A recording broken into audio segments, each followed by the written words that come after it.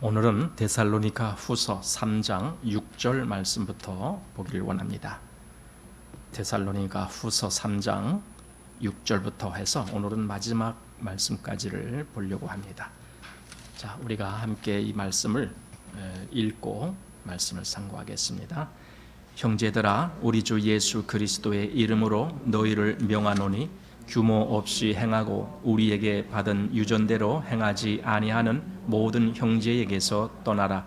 어떻게 우리를 본받아야 할 것을 너희가 스스로 아나니 우리가 너희 가운데서 규모 없이 행하지 아니하며 누구에게서든지 양식을 값없이 먹지 않고 오직 수고하고 애써 주야로 일함은 너희 아무에게도 누를 끼치지 아니하려 함이니 우리에게 권리가 없는 것이 아니요 오직 스스로 너희에게 본을 주어 우리를 본받게 하려 함이니라. 우리가 너희와 함께 있을 때에도 너희에게 명하기를 누구든지 일하기 싫어하거든 먹지도 말게 하라 하였더니 우리가 들은즉 너희 가운데 규모 없이 행하여 도무지 일하지 아니하고 일만 만드는 자들이 있다 하니 이런 자들에게 우리가 명하고 주 예수 그리스도 안에서 권하기를 종용이 일하여 자기 양식을 먹으라 하노라.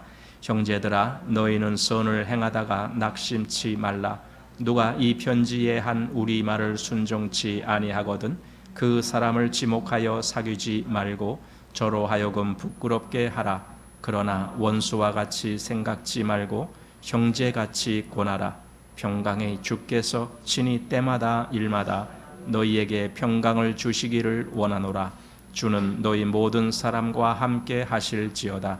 나 바울은 친필로 문안하노니 이는 편지마다 표적이기로 이렇게 쓰노라. 우리 주 예수 그리스도의 은혜가 너희 무리에게 있을지어다. 아멘.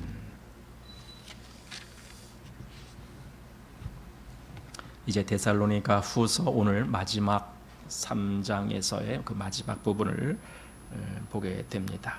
이 3장 오늘 읽은 6절부터 보면은 사도가 이렇게 말씀합니다.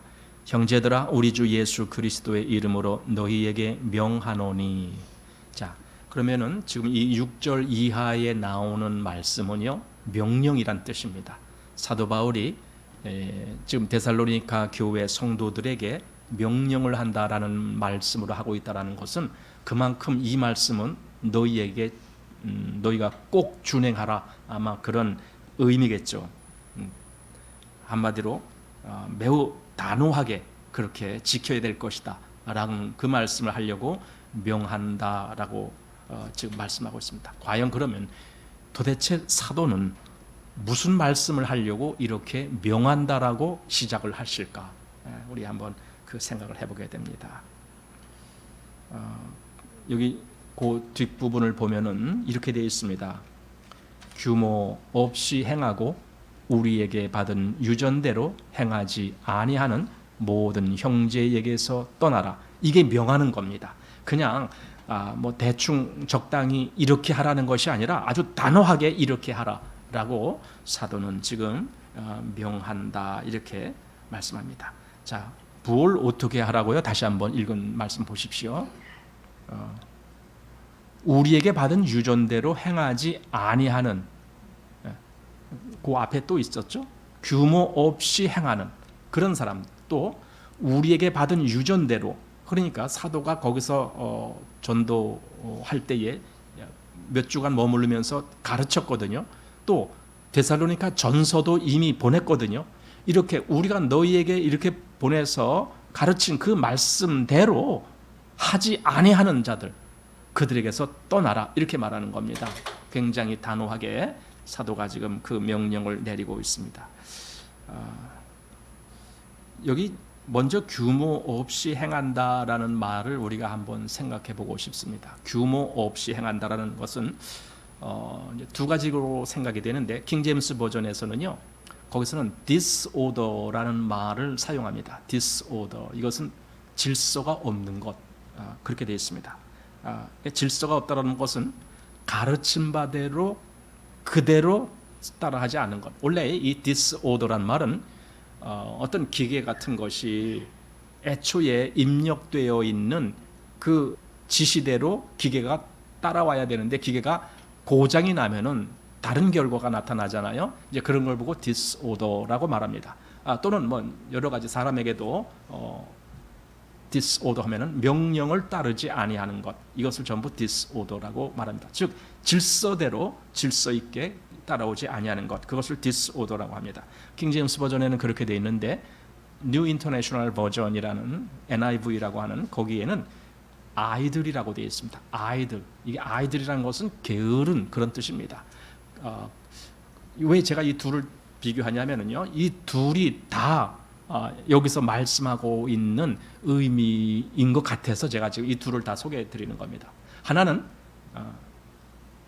우리의 전한 말을 바르게 듣고 따라오지 아니하는 자들, 또 하나는 게을러서, 이제 뒤에 보면 그 얘기가 더 자세히 나오지만은 아예 일을 안 하는 사람들, 이런 사람들이 있어요. 일하기 싫어하는 사람들, 그런 사람들이 있습니다. 바로 이런 사람들을 두고 여기서 규모 없는 사람들이다, 이렇게 말씀하고 있습니다. 규모 없는 사람들. 그런 이런 사람들에 대해서는 교회는 단호하게 해야 된다, 이 말이죠. 왜냐하면 명령을 하는 거니까. 그래서 그런 사람들에게서 떠나라, 이렇게 되어 있습니다. 여기서 이제 떠난다라는 말에 대해서도 조금 생각해 보고 싶습니다. 떠난다라는 말은 이제 말이 좀 굉장히 표현이 강하죠. 떠나라 그랬으니까. 그런데 출교하라 뭐 이런 말은 아니에요. 왜냐하면은 여기 어떻게 했느냐면은요, 그 6절 끝 부분 보면은요, 그렇게 행하지 아니하는 모든 형제에게서 떠나라, 이렇게 말했습니다. 그를 일단 형제라고 여기서 표현해 주고 있습니다. 형제에게서 떠나라, 이렇게 되어 있습니다. 그를 이방인처럼 여겨라, 그건 아니에요. 그래서 이방인이 아니라 형제처럼 여기는데 다만 떠나라, 떠난다라는 개념이 뭐냐면 이렇게 거리를 둬라, 그 뜻이에요. 어느 정도 거리를 둬야 된다. 왜냐하면은 아무 일 없는 것 같이, 마치 정상적인 그리스도인인 것 같이 그렇게 취급을 해주면은 저 규모 없는 사람들이 마치 자기가 정상인 걸로 착각할 수가 있죠. 자기가 괜찮은 걸로 착각할 수가 있죠. 그런 사람들에게는 단호히 거리를 둬라, 즉 그런 사람과 정상적인 교제를 하지 말아라, 그런 사람들과는 한마디로 이렇게 상종하지 말아라, 뭐 그런 의미도 있는 거예요. 그래서 그들 스스로가 자기들이 고립됐다라고 하는 것을 좀 느끼게끔, 그래서 무엇이 잘못됐는지를 스스로 깨닫게끔 그렇게 해줘라. 그래서 결국은 그들이 돌이켜지게 그렇게 해라, 이 말을 여기서 떠나라, 이렇게 말한 거예요. 떠나라, 거리를 둬라, 그런 사람들하고. 자, 그리고 7절 보십시오. 어떻게 여기 7절 가기 전에 이 규모 없는 자들에 대해서 한번 조금 더 봐야 되겠는데, 여기 데살로니가 전서 5장에서 지난번에 규모 없는 자들을 어떻게 한다라는 말씀이 있었어요. 자, 한 2장 전쯤 가면은 14절에 그 말씀이 있는데, 5장 14절에 또 형제들아 너희를 권면하노니 규모 없는 자들을 권계하며, 이렇게 되어 있습니다. 그냥 규모 없는 자들에 대해서 모르는 척하면 안 되는 거예요. 권계한다라는 것은요, 고쳐지게끔 그에게 말을 해라, 이거예요. 한마디로 저가 지금 뭔가 잘못된 것이 있으면은 그 잘못을 고치도록 그렇게 해라, 이것이 권계하는 거예요. 그리고 지금 데살로니가 후서에서 오니까 여기는 명령을 하는 거예요. 그런 자들에게서는 떠나라, 이렇게. 그러니까 데살로니가 전서보다도 후서에서는 더 강하게 지금 표현하고 있는 거죠. 왜 그러니까? 이미 앞에서 사도 바울이 거기에 같이 있을 때에도 그런 말을 했고, 그리고 그 다음에 데살로니가 전서에서도 또 그런 말을 했고, 이렇게 누차 규모 없이 행하는 것은 잘못된 거다라고 말씀을 했는데도 불구하고 계속 그것을 거부하는 사람들에게 이제는 떠나라, 이렇게 얘기하는 거예요. 그러니까 우리가 어떤 권면을 할 때에 우리가 몇 번 이렇게 한두 번 권면을 해주잖아요. 뭔가 잘못된 것이 있으면. 그런데 계속 그가 권면을 받아들이지 아니하면은 결론은 어떻게 돼요? 그와는 더 이상 교제할 수가 없는 거죠. 떨어지는 거죠. 교제가 끊어지는 거죠. 이것이 여기서 떠나라 이렇게 말씀한 겁니다. 자, 그래서 7절로 가봅니다. 어떻게 우리를 본받아야 할 것을 너희가 스스로 아나니 우리가 너희 가운데서 규모 없이 행하지 아니하며. 자, 그러니까 어떻게 사도 일행을 본받아야 할 건지를 이미 알고 있다. 너희는. 왜냐하면 우리가 너희와 같이 있을 때 우리가 어떻게 했는지 너희가 다 보았다. 사도 바울은 그가 복음 전도 여행을 하면서도 그는 또 일을 했죠. 일. 그러니까 전도 일만 한 것이 아니라 실제로 밥 먹고 살기 위한 일, 그것도 했죠. 그래서 그 장막 만드는 일을 그는 합니다. 뭐 그러나 그 일이 뭐 그렇게 썩 무슨 사업을 하듯이 잘 되는 그런 건 전혀 아닙니다. 그저 그냥 적당히 먹고 지낼 만큼 아마 그렇게 했는지 아니면 그것도 잘 안 됐는지 모르겠습니다. 어쨌든 그렇게 일을 한 거예요. 그러나 사도는 그거 하나도 소홀히 하지 않았어요. 그런 일, 먹고 살기 위해서 하는 일조차도 아주 열심히, 그러니까 다른 데 보면은 밤낮으로 수고했다. 여기 어디 나오죠? 주야로 일함은 8절에 바로 그 말이 나옵니다. 수고하고 애써 주야로 일함은, 이렇게 정말 사도가 일을 하는 것은 아주 정말 힘든 일이지만은 그러나 주야로 아주 열심히 일을 했다. 이런 거예요. 그걸 데살로니가 성도들이 다 본 거예요. 그러니까 우리가 어떻게 하는지 너희가 다 보았다 이겁니다. 그렇게 보았음에도 불구하고 게을러서 일을 안 하는 사람이 있다라면은 그런 사람에게서는 떠나라. 이렇게 지금 사도가 말씀하고 있는 겁니다. 자, 여기 7절 좀 더 봅니다. 다시 7절 보십시오.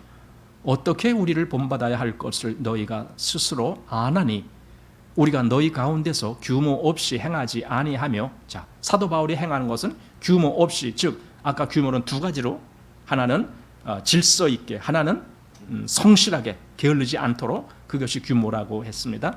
그렇게 규모 없이 행하지 아니하며 누구에게서든지 양식을 값없이 먹지 않고, 이거예요. 양식을 값없이 먹는 것. 가끔 이렇게 하나님의 일을 할 때에 지나치게 남에게 의탁하는 그런 성격의 사람들이 있어요. 남에게 의탁하길 좋아하는 거예요. 자기가 친히 일을 해서 먹고 살 생각을 안 하고 남에게 이렇게 의탁하는 그런 것이 있습니다. 사실 교회에서는 또 그런 것이 있잖아요. 교회에서는 늘 어려운 사람을 돕는 그런 것이 있잖아요. 그러니까 그걸 어쩌면은 악용하는 거죠. 교회에는 이렇게 돕는다.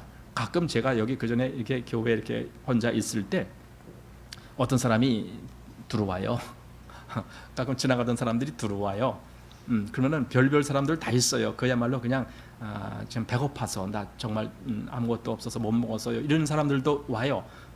그런데 어떤 사람들은 그냥 멀쩡한 사람이 그냥 뭐 나이 많지도 않고 그냥 뭐 한 중년이나 좀 젊거나 뭐 그런 사람인데도 그냥 이렇게 와서 뭐 좀 달라 그리고 뭐 그런 사람들이 있어요. 한 번은요. 그 사람도 뭐 그렇게 나이 많아 보이지는 않았는데 한 40대처럼 보이는데 자기가 저기 기도원에 갔다가 지금 집에 가는 길인데 일로 이제 걸어오고 있대요. 차비가 없어서 걸어오고 있대요. 그 기도원이 어디냐면은 저기 그 유명한 그 오산리 기도원이라고 있죠. 거기 갔다가 지금 오는 길인데 지금 여기 들렀다고 그러면서 자기가 거기서부터 여기까지 걸어왔는데 너무 힘들고 밥도 못 먹고 뭐 어떻다고. 제가 그거 딱 들어보니까 거짓말이에요. 벌써 금방 티나잖아요. 그런데 그냥 거짓말인 줄 알면서도 그러면 또 이제 그래요 하고 그냥 주죠. 좀 주죠. 그리고 말아요. 그냥 교회가 당연히 이렇게 뭔가 좀 힘들어하는 사람이라면 뭔가 이렇게 좀 돕는다 뭐 이렇게 이제 보통 여기고 있고 그렇게 생각하고 있는 것 같아요. 그래서 여기 지금 이 교회 내에가 그런 사람이 있었다는 거예요. 외부 사람이 아니라 교회 내에서 그냥 자기가 할 일은 안 하면서 다른 사람들한테 신세만 지고 있는 그런 사람들이 여기 있다라는 겁니다. 그러나 사도는 그런 사람한테 아주 단호하게 그런 사람들을 떠나라 이렇게 지금 분명하게 말씀하고 있습니다. 자, 규모 없이 행하지 아니하며 그다음에 8절 보십시오. 누구에게서든지 양식을 값없이 먹지 않고 오직 수고하고 애써 주야로 일함은, 애써서 일을 했어요. 아주 힘들게 일을 했다 그 말이죠. 애써서 주야로 일하면 너희 아무에게도 누를 끼치지 아니하려 함이니, 이렇게 사도가 친히 이렇게 했기 때문에 데살로니가 성도들 보고 너희 또 나에게서 그걸 배웠지 않느냐, 너희가 친히 보았지 않느냐, 그럼 너희도 그렇게 해라 이겁니다. 그래서 저는 정말 그리스도인은요, 저는 이렇게 생각해요. 다른 일반 사람들보다 더 부지런해야 된다라고 생각해요. 일하든 뭘 하든. 아니 그거 세상 일인데요. 예. 그리스도인에게는요, 무엇을 하든지 다 그게 하나님과 관련돼 있어요. 세상 일이 아니에요. 밥 먹고 살기 위해서 일하는 거 아닙니까? 예, 그렇다 할지라도 그게 하나님의 일이에요. 그리스도인에게는요, 먹든지 마시든지 뭘 하든지 다 그게 하나님과 관련돼 있어요. 하나님 영광을 위하여. 만약에 내가 그렇게 하지 아니하면은 나는 하나님께 영광 돌릴 수가 없어요. 내가 다른 사람들에게 늘 신세나지고 있고 그런 위치에 있다면 내가 무슨 하나님의 영광을 드러낼 수가 있습니까? 오히려 남들보다 더 열심히 일을 해서 돈도 더 많이 벌어서 오히려 내가 다른 사람을 도와줄 수 있는 그런 입장에 있어야 더 그가 하나님의 영광을 드러낼 수가 있죠. 저는 그렇게 생각합니다. 그러나 돈에 욕심을 내는 건 잘못이죠. 그러니까 열심히 일을 해서 돈을 많이 벌었다? 예, 좋은 거예요. 문제는 그걸 자기 배 채우는 데 쓰지 말고 얼마든지 그걸 가지고 하나님의 영광을 위해서 쓸 수 있는 거 아닙니까? 그렇게 사는 거죠. 그런데 여기는 지금 전혀 일도 안 하는 사람들이 있습니다. 자, 9절 말씀 보십시오. 우리에게 권리가 없는 것이 아니요 오직 스스로 너희에게 본을 주어 우리를 본받게 하려 함이니라, 이렇게 됐습니다. 자, 이 권리라는 말이 나옵니다. 이 권리라는 것이 뭐냐면은 우리 이 권리에 대해서는 고린도전서에 보면은 거길 좀 보면 더 자세하게 볼 수가 있는데 한번 보시기 바랍니다. 고린도전서 9장을 보겠습니다. 아마 고린도 교회에서도 이런 문제가 크게 대두됐기 때문에 사도가 이 고린도전서에서 말씀하고 있습니다. 자, 고린도전서 9장 4절 말씀부터 좀 몇 절을 보면 좋겠습니다. 고린도전서 9장 4절입니다. 우리가 먹고 마시는 권이 없겠느냐? 여기 권이라는 말이 권리라는 말입니다. 자, 5절. 우리가 다른 사도들과 주의 형제들과 게바와 같이 자매된 아내를 데리고 다닐 권이 없겠느냐? 어찌 나와 바나바만 일하지 아니할 권이 없겠느냐? 누가 여기 6절에 나와 바나바만 일하지 아니할 권, 즉 권리가 없겠느냐? 그런 권리 있다 이거죠. 왜냐하면 하나님의 일을 하는 사람은 세상 일을 안 하더라도 그걸 할 수가 없다 할지라도 그 하나님의 일 하는 그것으로 인해서 살게 되는 것, 이게 원리거든요. 지금 그래서 그 말씀하는 겁니다. 자, 7절. 누가 자비량하고 병정을 다니겠느냐? 이게 자비량이라는 말은 자기가 식량을 준비하면서 싸움에 나가는 거예요. 이게 자비량하면서 병정하는 거예요. 싸우는 사람은요, 그가 먹을 것은요 뒤에서 후원을 해줘야지. 그 병사가 자기 식량 다 어디서 구해가면서 그리면서 싸웁니까? 그건 말이 안 되는 거거든요. 자, 그래서 누가 자비량하고 병정을 다니겠느냐? 누가 포도를 심고 그 실과를 먹지 않겠느냐? 누가 양떼를 기르고 그 양떼 젖을 먹지 않겠느냐? 여기 포도원 또는 그 양떼, 이것은요 그 사도 바울처럼 목회하는 사람의 입장에서는 그 대상자들, 즉 성도들이죠. 성도들이 포도 바치고 또 성도들이 양떼고 그겁니다. 그러니까 그 목회자는 그 성도를 위해서 일을 한다라면은 당연히 성도들로 말미암아 그는 거기서 얼마든지 살 수 있는 걸 받아야 된다, 그 뜻이겠죠. 그래서 양떼를 기르고 그 양떼의 젖을 먹지 않겠느냐. 그 다음에 8절. 내가 사람의 예대로 이것을 말하느냐? 이건 사람의 예대로 말하는 게 아니다. 사람 예에서 내가 지금 인용하는 것이 아니라 오히려 하나님 말씀에 이것이 있다 하면서 그 얘기하는 거예요. 8절 그 뒤에 율법도 이것을 말하지 아니하느냐? 모세 율법에 곡식을 밟아 떠는 소에게 망을 씌우지 말라 기록하였으니 하나님께서 어찌 소들을 위하여 염려하심이냐? 전혀 우리를 위하여 말씀하심이 아니냐? 그러니까 율법에는요 곡식을 밟아 떠는 소에게 망을 씌우지 말라 이렇게 얘기한 것은 소를 하나님이 걱정해갖고 그 말씀하신 거 아니다 이 말이에요. 오히려 소가 뭡니까? 하나님의 일을 하는 하나님의 일꾼에다가 비유를 한 거예요. 그래서 곡식을 밟아 떠는 소가 있다면요, 그 소가 때때로 그 곡식을 좀 먹기도 하고 그래야 그게 정상이다. 조금 더 못 먹게 그냥 망망 팍 씌워놓고 그렇게 하면은 그건 너무 잔인한 거죠, 소에게. 어쨌든 말하자면은 하나님의 일을 하는 사람은 그 하나님의 일을 하는 거기서 얼마든지 살 수 있는 그런 뭔가가 근거가 주어져야 된다. 이걸 지금 고린도 교회에다가 지금 사도가 말한 겁니다. 자, 그렇다면 다시 여기 데살로니가 후서 그 권리라고 말한 부분이 바로 그겁니다. 9절에 우리에게 권리가 없는 것이 아니요, 권리 있다 이거죠. 우리가 굳이 뭐 밤낮으로 애쓰면서 일을 해야 되느냐? 그거 안 하더라도 우리는 얼마든지 이 뭡니까? 그 아까 뭐 포도 또는 양 그런 비유에 되는 그들로부터 얼마든지 받아서 살 수 있는 그 권리가 있다 그겁니다. 그런데 오직 스스로 너희에게 본을 주어 우리를 본받게 하려 함이니라 이렇게 됐습니다. 그럴 권리가 있었지만 우리는 한마디로 권리를 포기했다. 왜냐하면 너희에게 이러한 것을 좀 가르쳐주고 싶어서. 그게 뭔데? 정말 열심히 일을 하는 이걸. 왜냐하면 이 데살로니가 지역에 아마 그 이전부터 게으른 사람들이 많았나 봐요. 사실은 어느 지역마다 그런 특징들이 있잖아요. 제가 그 전에 필리핀 얘기도 했잖아요. 거기 뭐 지형적인 또는 기후적인 이런 특징들이 있어서 또는 어떤 환경적인, 거기는 아예 일자리 자체가 없으니까 일하고 싶어도 못하는 사람들이 아주 많죠. 그러나 어쨌든 그렇다 보니까 거기서 정말 일을 안 하고 그냥 빈둥거리는 사람이 많죠. 그래서 무슨 빈둥거리니까 뭘 하냐면 마약 이런 걸, 마약 또는 무슨 뭐 노름 뭐 그런 걸 하는 사람들이 그러니까 아무것도 안 하니까 그런 걸 하게 되는 거죠. 그래서 사람은요, 일할 거리가 있어야 돼요. 아무 일할 거리가 없는 사람은요, 이상하게 그 정신적으로 건강하지 못하게 돼요. 점점 더 이게 황폐돼 갖고 나중에는 뭐 아까 말한 것처럼 무슨 마약 또는 노름, 뭐 술, 뭐 이런 데 빠지게 되는 거예요. 그래서 사람은 정말 일할 거리가 있어야 되죠. 일할 수 있는 그런 신체적인 조건이 있다라면 일을 해야 되는 거죠. 그래서 여기 권리가 있지만 우리는 그걸 포기했다. 왜냐하면 너희에게 그것을 보여주기 위해서, 친히 너희가 그걸 보고 배우게 하기 위해서.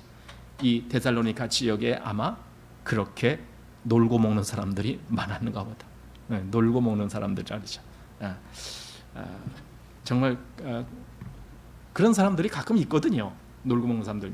그래도 우리나라는 그래도 비교적 굉장히 그 성실한 그런 축에 들어가잖아요. 우리 한국 사람들은 무슨 일을 해도 그냥 빨리빨리 그냥 서둘러서 하고 막 그런다 그러잖아요. 그런데 다른 이제 나라라든가 이런 데 보면은 정말 일하기 싫어하는 사람들이 많은 그런 지역이 있는 것 같아요. 자, 10절 보십시오.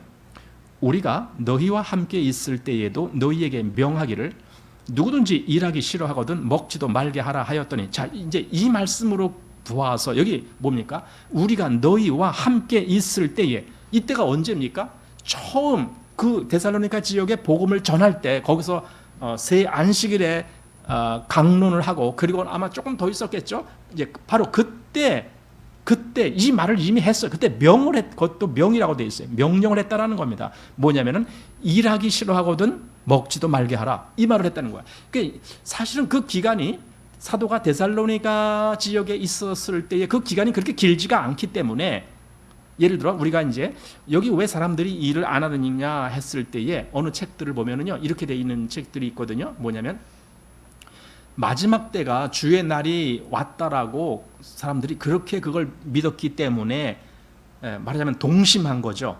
주의 날이 이미 왔어. 우리가 일해봐야 이건 소용없는 거야. 뭐 일해서 뭐 돈 좀 벌어서 뭐해? 일해서 뭐 식량 벌어서 뭐해? 이거 다 소용없는 거야. 주님이 이미 오시고 그러면은 우리는 그 생각만 하고 주님 맞을 생각만 해야지 왜 일을 해? 이렇게 하고 일을 안 하는 사람들이 있었을 것이다. 이렇게 보는 이제 시각이 있는데, 사실은 그것보다는 주님의 날이 이르렀다고 일을 안 했다. 그것보다는 여기 이 사도가 여기 10절에서 말한 근거를 가지고 우리는 그게 아니라 이 사람들은 원래부터 게으른 사람들이야. 이렇게 말할 수 있어요. 왜냐하면은 아니 사도가 예를 들어 그때 이 주님의 재림에 대해서 말을 한다라고 할 때에 그 말을 듣자마자 사람들이 다 일 안 하고 자빠지고 그럽니까? 그게 말이 안 되잖아요. 왜냐하면 사도가 거기 있는 기간이 별로 얼마 안 있었다 그랬잖아요. 몇 주가 안 있었다 그랬잖아요. 그런데 이미 그때 벌써 일 안 하는 사람들이 생긴 거예요. 이미. 그런 건 그 이전부터 그런 사람들이 있었다. 게을러서 정말 일도 안 하는 사람들이 있었는데 근데 그들이 교회 속에 포함된 거예요. 교회 속에 그런 사람들이 있는 거예요. 그래서 사도가 복음을 전할 때 이미 거기서 그 얘기를 했던 거예요. 게으른 자들에게는 먹지도 말게 해. 게으른 사람이 뭘 먹을 생각을 하느냐? 먹지도 말게 하라. 이 얘기를 이미 했다라는 거예요. 거기 있을 때. 그게 처음부터 게으른 사람들이죠. 그래서 저는 여기서 아까 이제 처음에 이제 규모 없이 행하는 자들의 그 얘기가 다시 또 이제 생각되는 거예요. 규모 없다는 말이 뭘까? 여기서는 한마디로 게으른 사람들. 그래서 사도들의 가르침을 받지 아니하고 그냥 계속 게으른 사람들. 이런 사람. 이미 사도가 게으르지 말라라고 이미 가르쳤음에도 불구하고 그걸 안 듣는 거죠. 그런 사람들. 이것이 계속 여기서 규모 없이 행하는 자들이다. 이렇게 말하고 있습니다. 이게 또 그렇게 보는 것이 타당하다는 이유는 만약에 그들이 정말 주님의 재림 때문에 그래서 뭐 더 이상 일해봐야 소용이 없다 이런 식으로 생각하고 일을 안 했다라면은요 그것이 사도가 거기 있었을 때의 일이니까 그럼 사도가 그 자리에서 그것을 고쳐줬겠죠. 아니야, 주님의 재림 지금 온 거 아니야. 주님의 재림은 우리가 알 수 없는 그때 오는 거야. 이거 분명히 가르쳐 줬을 거거든요. 그러니까 너는 지금 일 안 하고 일 다 팽이치고 빈둥빈둥 거리지 말고 일을 열심히 해야 돼. 이렇게 가르쳤을 거란 말이에요. 그런데 사실은 그게 아니기 때문에 지금 이 얘기가 나온 거죠. 그러니까 주님이 재림하시기 때문에 우리가 더 이상 일할 필요가 없다라고 그래서 게으른 것이 아니라 이 사람들은 원래부터 게으른 사람들이다. 원래부터. 그런데 어떻게 그 사람들이 복음을 들었던 거예요. 복음을 듣고 교회 속에 포함된 거예요. 그래서 아까 형제라는 말을 했잖아요. 그렇게 된 사람들이 그런데도 과거에 자기가 갖고 있었던 습관, 그 게을렀던 습관은 그냥 그대로 유지하고 있는 거예요. 그것은 옳지 않다. 지금 사도가 그렇게 말한 겁니다. 사실 그리스도를 알게 되면, 그리스도를 믿게 되면은요, 삶이 바뀌어져야 되죠. 잘못된 삶은 바뀌어져야 되는 거죠. 바르게 바뀌어져야 되는 거죠. 그래서 사도가 지금 이 10절 말씀을 우리가 읽어볼 때에 이 일은 원래부터 거기서 있었던 거구나라고 우리가 알게 됩니다. 스펄전 목사님이 이런 말씀을 했는데 제가 알려드릴게요. 한번 들어보십시오.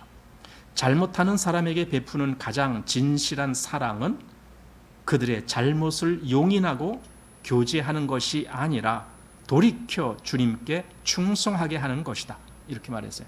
그냥 잘못 이렇게 게을러서 뭔가 일도 안 하고 그런 사람들에게 그들에게 베풀어 줄 수 있는 사랑이라는 것은 그들을 용인하고 전혀 아무 일도 없었다는 듯이 그들과 교제해주고 그들 뭐 감싸주고 그거 아니다라는 거예요. 그거 사랑일 수가 없다.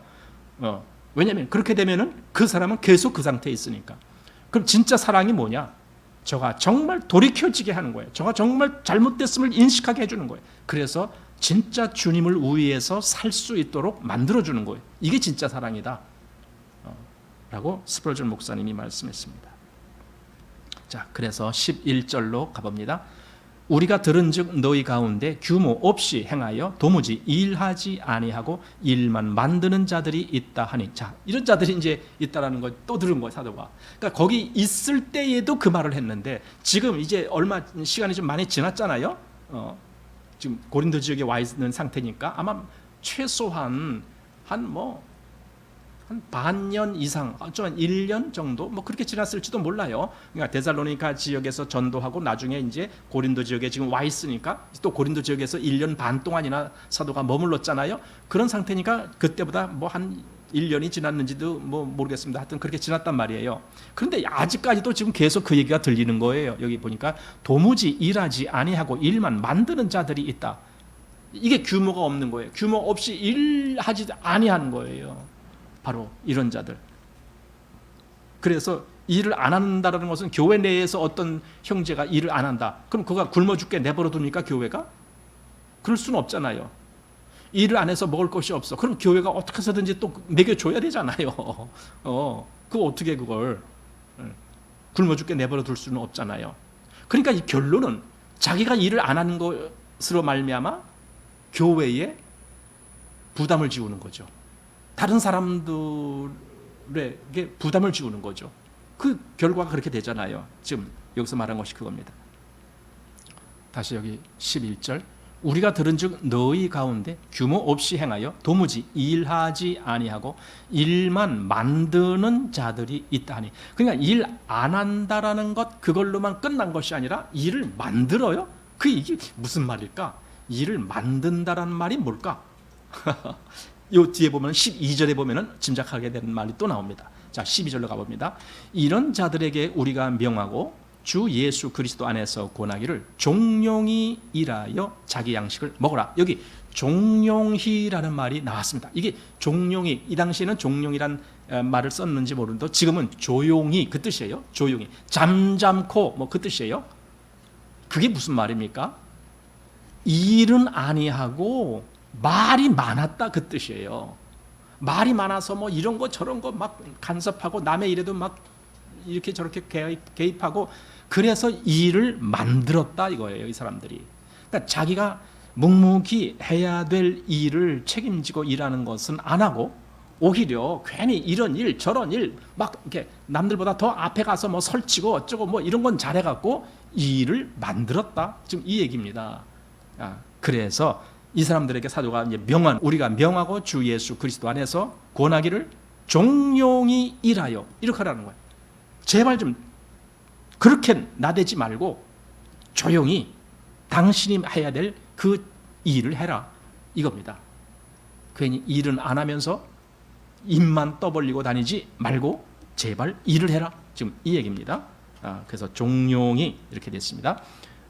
그래서 자기 양식을 먹으라. 예, 일을 하면은 먹을 양식이 생기죠. 당연히 생기죠. 그래도 우리는 얼마나 우리나라는 그래도 이런 것들이 지금 참 좋은 나라인지 지금 웬만한 나라에서는 다 한국을 부러워해요. 한국을 정말 부러워해요. 제가 이제 그 유튜브 같은데 이렇게 필리핀도 자주 보지만 필리핀뿐만 아니라 동남아시아에 있는 베트남이라든가 이런 나라도 보게 됩니다. 그런 나라들이 한국을 얼마나 부러워하는지 몰라요. 왜 그런 줄 알아요? 거기 이제 일을 합니다. 하루 종일 그 뭘 여러 가지 뭐 이렇게 일을 하는 게 많아요. 그 일을 하면은 하루 종일 해서 물건을 팔고 뭘 팔고 이런 것도 해요. 하루 종일 해서 얼마 버니까 8,000원. 예. 우리나라 돈으로 8,000원 벌어요. 근데 그 사람이 그냥 만약에 한국에 와서 일한다라면은 최소한 몇만 원은 벌 거 아니에요? 그거의 10배는 벌 거 아니에요? 그러니까 한국을 얼마나 부러워하는지 몰라요. 어떻게 해서든지 한국 가고 싶어서. 우리나라 사람들은 그래서 우리나라에는 그 동남아시아에서 어떤 사람들이 올 때는 아주 철저하게 관리를 하죠. 왜냐하면 그 사람들이 와갖고는 갑자기 없어져 버릴 수가 있으니까 그냥 와서 뭐 며칠 있다가 가기로 딱 약속하고 왔는데 그냥 없어져 버렸어요. 이게 뭡니까? 불법 체류자가 되는 거죠. 그렇게 하고 돈을 벌려고 이제 그렇게 하는 사람들이 생길 수가 있거든요. 그래서 베트남에 이제 우리 교단에 그 선교사가 거기에 파송돼 있어요. 그래서 가끔 이제 이 얘기를 들어보면은 한국에 가고 싶은 사람 하면 다 손든대요. 거기서 뭐 하냐면은 베트남은 아직도 공산 국가이기 때문에 공식적으로 교회를 허락하지 않아요. 교회 이름으로 아무것도 할 수가 없어요. 거기는. 그래서 학원이란 이름으로 해요. 학원. 그래서 한국어 학원. 그러면서 그 한국어를 배우러 오는 그들에게 이제 한국어도 가르치고 그리고 이제 복음을 그들에게 또 들려주게 하고 이제 이런 일을 하는 거거든요. 그러면서 이제 그 대개 젊은이들이 이제 한국어를 배우려고 하는 거예요. 왜냐하면 한국어를 알아야 그 베트남에 있는 한국 기업, 예를 들어 뭐 삼성이라든가 이런 기업들이 거기 있거든요. 거기 취업을 하려면 한국어를 알아야 되거든요. 그러니까 열심히 와서 배우고 막 그래요. 거기다 더 또 이제 좋은 기회가 오면 아예 한국으로 올 수 있는 기회도 오고 막 이러죠. 그런데 어쨌든 한국 가는 게 꿈이에요. 그들은 한번 한국에 가서 몇 년이라도 살아봤으면 하는 게 꿈이에요. 정말 그들은 성실히 일하고 싶어도 때때로 일자리조차가 없어서 못하는 그런 경우 많죠. 자, 그것이 이제 여기 12절까지의 말씀입니다. 규모가 없이 행하는 자들에게 사도가 명령을 하는데 주 예수 그리스도 안에서 권하기를 종용이 일하여, 이겁니다. 종용이 일을 해라. 그렇게 떠버리고 일도 안 하고 그렇게 남에게 신세만 지고 그러지 말고 종용이 일을 해라. 네 일을 해라. 그래서 네 먹을 양식을 네가 스스로 벌어라. 남에게 신세 지지 말고 이렇게 얘기를 하는 겁니다. 자, 그렇게 얘기를 하고 13절 이제 다른 얘기를 합니다. 이건 형제들에게, 이건 어쩌면은 성실한 형제들에게, 그리고 열심히 일하고 있는 형제들에게 지금 그런 얘기를 하는 겁니다. 어쩌면 그들 편에서는 비교가 될 거예요. 아니, 저 일도 안 하고 빈둥거리는 사람도 교회에서 다 이렇게 도와주고 그러면은 우리는 열심히 일을 하고 막 그래서 오히려 우리는 헌금을 하고 막 이렇게 하는데 저 사람들은 괜히 일도 안 하고 교회에 신세만 지고 있다. 그건 상대적으로 굉장히 억울하잖아요. 우리도 그냥 놀고 먹을 걸 왜 우리가 막 일을 해야 돼? 뭐 이럴 사람이 있을 거 아닙니까? 그래서 그들에게 하는 말이에요. 형제들아, 너희는 선을 행하다가 낙심치 말라, 이겁니다. 그런 거 보고 괜히 마음에 실족해갖고 낙심하고 그러지 말아라. 왜? 너희들이 하는 게 그게 옳은 거야. 그러니 낙심하지 말아라. 네, 열심히 성실하게 일하는 것, 그게 옳은 거야. 네, 낙심하지 말아라. 네, 낙심치 말라. 그 다음에 누가 이 편지에 한 우리 말을 순종치 아니하거든, 이겁니다. 이게 아까 우리가 이제 6절에서 우리에게 받은 유전대로 행하지 아니하는 모든 형제에게서 떠나라 그랬잖아요. 근데 여기 또다시 그렇게 말씀하는 거예요. 누가 이 편지에 한 우리 말을 순종치 아니하거든 그 사람을 지목하여 사귀지 말고 저로 하여금 부끄럽게 하라, 이거죠. 그게 아까 앞에서는 떠나라 이렇게 말했던 거예요. 떠나라. 근데 여기서는 지금 딱 그 사람을 지목해갖고 아무개 누구 이 사람들하고는 더 이상 사귀지 마십시오. 교회에서 아예 공포를 하는 거예요. 왜? 저 사람들은 일을 안 하고 남한테만 빌붙어서 살려고 하는 그런 사람들입니다. 그런 사람들하고는 우리가 단호하게 거리를 두어야 됩니다. 이렇게 지금 말하는 겁니다. 그러니까 교회가 그렇게 아무렇게나 그냥 그냥 마음 좋은 아저씨처럼 산타클로스 할아버지처럼 그렇게 그냥 교회가 그렇게 아무렇게나 하는 그런 건 아니에요. 교회가 오히려 더 이런 면에 있어서도 대단히 정확하게 뭔가 옳고 그른 줄을 그것을 분별해 가면서 일을 하게 되죠.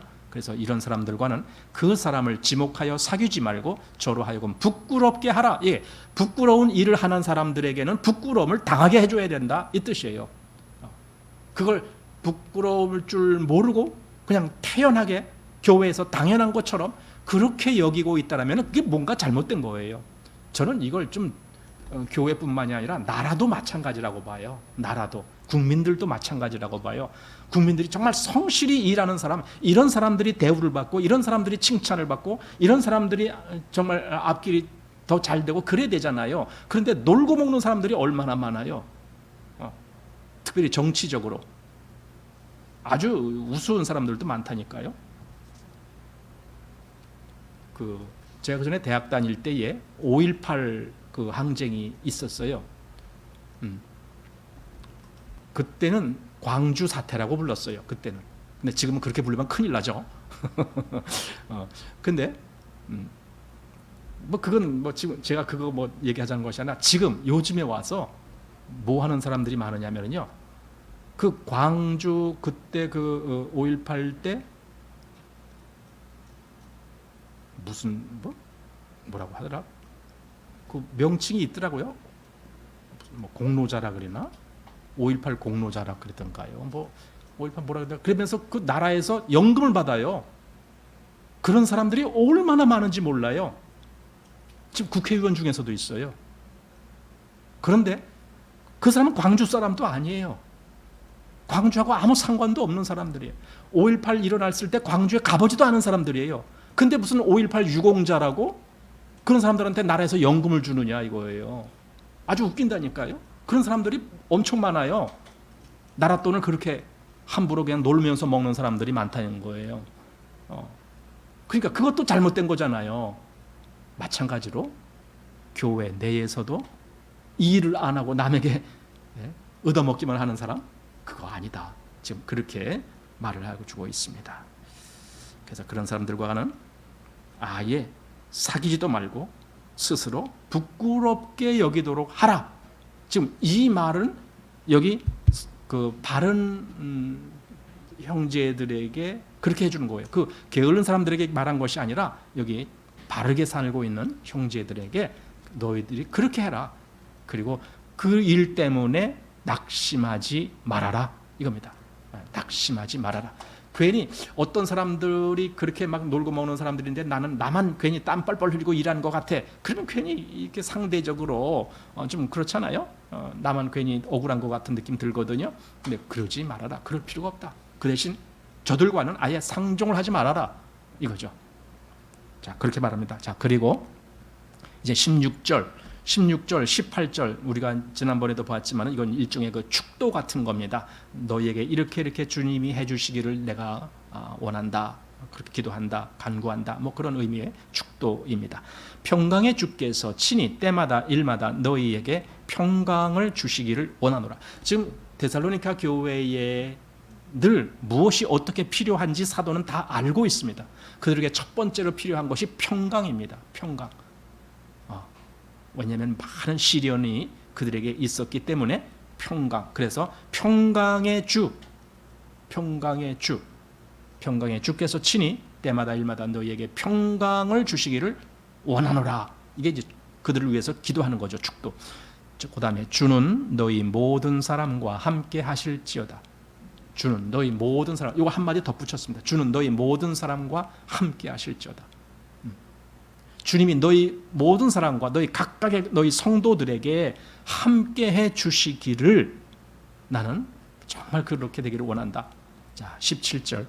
나 바울은 친필로 문안하노니 이는 편지마다 표적이기로 이렇게 쓰노라. 자, 사도가 이제 친필로 문안하노니 이 말을 덧붙이는 이유는 사도가 보통 이 서신서를 기록할 때 대부분이 그 옆에서 그 기록하는 사람을 따로 이렇게 기록하게 하는 겁니다. 왜냐하면 사도 바울이 눈이 워낙 안 좋아갖고 자기가 글씨를 잘 못 써요. 눈이 워낙 안 좋아서. 눈이 나쁜 사람들은요 글씨를 쓸 때 아주 크게 써야 되거든요. 그러니까 제대로 글씨를 쓸 수가 없는 거예요. 그래서 옆에 사도가 이렇게 말하는 것을 받아서 적는 그런 사람들이 있습니다. 물론 뭐 여러 사람들이 있습니다.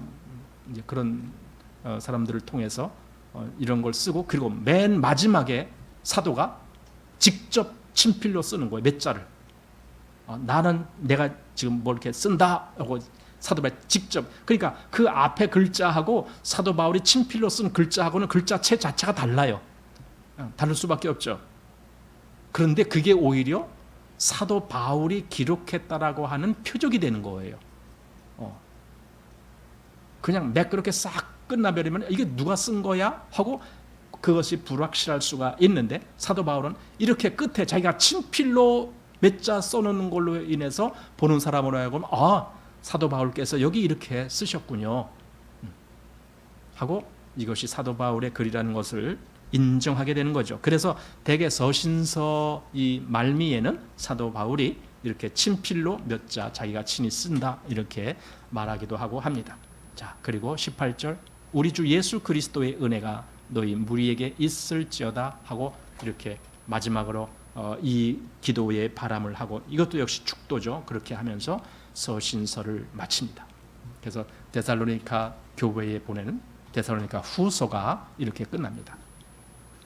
가장 핵심적인 관점이 뭐였냐면요, 주님의 재림입니다. 데살로니가 전서도 그랬고 데살로니가 후서도 그랬고 그 주님의 재림에 대해서 성도들이 정확한 지식을 갖고 있지 못할 때에는 그것에 대해서 막 이렇게 요동을 하는 겁니다. 정말 주님이 벌써 오신 거면 어떡하지? 막 이렇게 불안해하기도 하고 막 이렇게 요동합니다. 또 그것을 가지고 사람들을 부추기는 사람들이 또 있죠. 부추기는 사람들이. 그러나 사도가 지금 고민하는 것은 그런 것 때문에 요동하지 말아라 이거예요. 요동하지 말아라. 여러분 이 얘기는 지금도 유효하다라고 봅니다. 왜냐하면 지금도 이렇게 무슨 뭐 요한계시록을 해석하느니 또는 뭐 마지막 이것을 우리가 이렇게 한다느니 뭐 주님이 뭐 몇 월 며칠 날 오신다느니 막 이렇게 하면서 막 세상이 요동치는 거 있습니다. 그런 얘기가 한번 나오면은 굉장히 요동치는데 왜 그러냐면 사람들이 평소에 그런 것에 대한 호기심을 갖고 있다거나 또는 그런 것에 대한 정확한 지식을 알고 있지 못하거나 그럴 때는 누가 한마디 하면은 굉장히 요동치는 겁니다. 주님이 정말 다음 주에 오신대. 다음 주에 오신대. 주님이 언제 오실지를 미리 얘기하는 사람은 다 가짜입니다. 그건. 왜냐하면 성경이 그렇게 말했으니까. 이건 예수님이 심지어는 나도 모른다. 아무도 모른다. 천사도 모른다. 오직 아버지만 아시는 일이다. 이렇게 말씀하시는 걸로 봐서 그런데도 불구하고 지금 이 세상에서 어떤 사람이 주님은 예를 들면 9월 24일 날 9월 28일 날 오실 거야 이렇게 말하는 건 무조건 거짓말이에요. 그건. 왜냐하면 주님은 그걸 허락하지 않았습니다. 그러나 우리는 이거 한 가지는 알고 있습니다. 우리가 모르는 때에 언제든지 오실 수 있다. 오늘 밤에라도 오실 수 있다. 우리는 그렇게 알고 있어야 되는 거예요. 이게 정상적으로 주님의 재림에 대한 바른 지식을 갖고 있는 사람들의 관점입니다. 그리고 우리는 그때 첫 번째로 교회가 주님의 부름을 받아서 들림이 될 것이다. 이것이 휴거입니다. 휴거는 7년 대환란 그 전에 휴거가 됩니다. 그래서 여기 데살로니가전서 이 앞에서 우리가 보았잖아요. 주의 날이 너희에게는 도적같이 임하지 아니한다 이렇게 말씀했어요. 도적같이 임하지 아니한다가 그러니까 어떤 사람들이 그걸 가지고 그러니까 우리는 그 날짜를 알고 있어야 돼 이렇게 해석하는데 그 말이 아닙니다. 너희에게 도적같이 임하지 아니한다는 말은 너희는 이미 그 전에 들려 올라간다 이겁니다. 거기서 주의 날이라는 것은요 이 세상을 심판하러 오시는 날을 의미합니다. 그 전에 우리는 주님께 들려 올라가서 주님이 다시 이 땅에 심판하러 오실 때 오히려 같이 오는 거예요. 그렇게 되어 있습니다. 그래서 그런 것을 알지 못하기 때문에 이런 것에 대해서 많이 요동을 하고 했던 겁니다. 지금은 우리는 성경이 있으니까 궁금하면 성경을 자세히 보면서 연구하고 그러면 되는데 예를 들어 이때 이 데살로니가 교회의 경우 보면 그때는 신약 성경이 없었잖아요. 물론 구약 성경도 이 이방 교회들이 그렇게 가질 수가 없죠. 유대 교회에 있는 뭐 유대 그 사당이라든가 뭐 회당이라든가 또는 뭐 유대에 있는 어떤 교회 이런 데는 몰라도 여기 이 데살로니가 교회 같은 이런 교회들이 어떻게 그 성경을 갖고 있어요. 그러니까 사도가 전하는 거기에만 의지할 수밖에 없어요. 그러니까 어떤 면에서는 불확실한 그런 늘 부족한 지식 그런 상태에 머물렀죠. 그래서 그들은 훨씬 더 요동하기가 쉬웠죠. 그러나 지금 우리에게는 성경이 있습니다. 하나님의 계시의 완성인 이 성경 말씀이 우리에게 있습니다. 그래서 성경을 보는 거예요. 지금은 괜히 이 사람 저 사람 말 듣고 정말 그럴까 저럴까 그러는 것이 아니라 우리는 성경을 보는 겁니다. 성경 하나님의 말씀이 이렇군요. 이렇게 말씀했군요. 그리고 우리가 믿는 겁니다. 그랬을 때에 우리가 흔들리지 아니하고 오히려 여기서 말하는 것처럼 평강의 주께서 친히 때마다 일마다 너희에게 평강을 주시기를 원하노라 하면서 이런 말씀이 우리에게도 그대로 응해진다라고 보게 됩니다. 자, 이렇게 해서 데살로니가 후서 마치겠습니다.